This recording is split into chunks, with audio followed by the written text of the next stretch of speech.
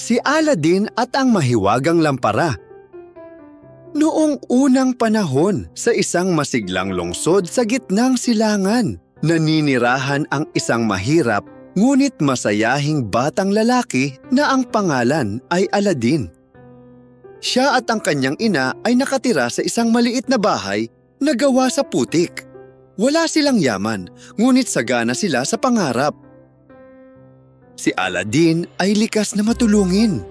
Binubuhat niya ang mga basket ng nakatatanda, hinahati ang kanyang tinapay sa mga hayop, at pinapasaya ang mga bata sa bayan.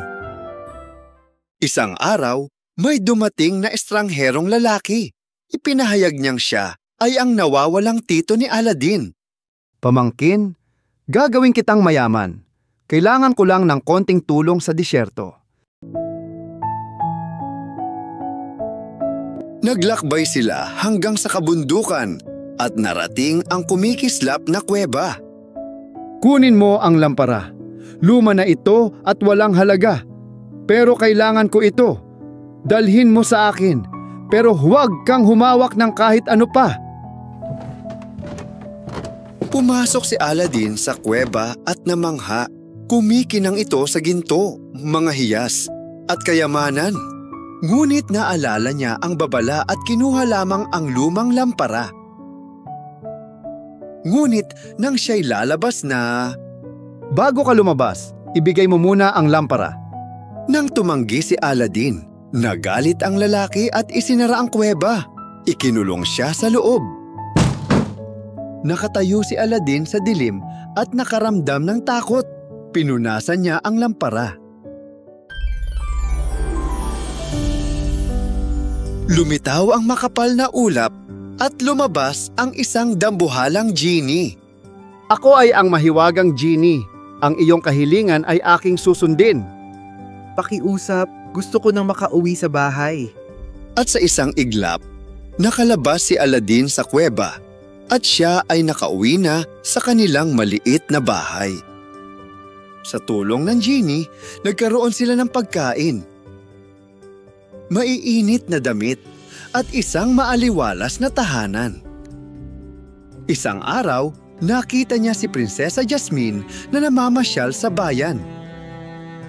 Siya ay maganda, mabait at matalino. Umibig agad si Aladdin sa kanya. Karapat-dapat siya sa isang taong tapat at mabuti. Kailangang makilala ko siya. Sa isang hiling, ginawang prinsipe ng genie si Aladdin. May kumikislap na hiyas, gintong karwahe, at parada ng mga elepante. Napakayaman na prinsipe! Maaari siyang mapangasawa ng aking anak! Mas minahal ni Prinsesa Jasmine ang puso ni Aladdin kaysa sa kanyang kayamanan. Nagbahagi sila ng mga kwento, tawa at pangarap. Unti-unti ring nahulog ang prinsesa sa kanya. Ngunit nalaman ng masamang salamangkero ang lalaking nanloko kay Aladdin na siya ay nakabalik at mayaman na. Nagbalat kayo bilang isang naglalako. Nilinlang niya ang ina ni Aladdin at nakuha ang lampara.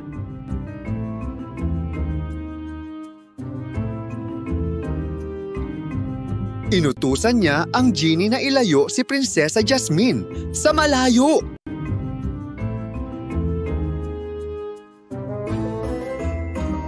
Wasak ang puso ni Aladdin, ngunit nanatiling matatag.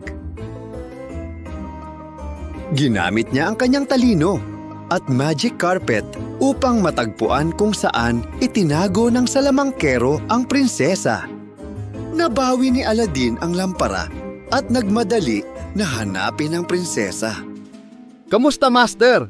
Ano ang mapaglilingkod ko sa iyo? Genie, nais ko na ang salamangkero ay maglaho, magpakailanman. At naglaho ang salamangkero. Ginamit ni Aladdin ang huling hiling upang palayain ang genie. Wala pang nagpalaya sa akin. Salamat, kaibigan. Nagpakasal sina Aladdin at Jasmine at namuno sa kaharian ng may karunungan at pagmamahal. Hindi nila nakalimutan ang kanilang pinagmulan. At ang genie, madalas siyang bumisita, malaya na at masayang namumuhay.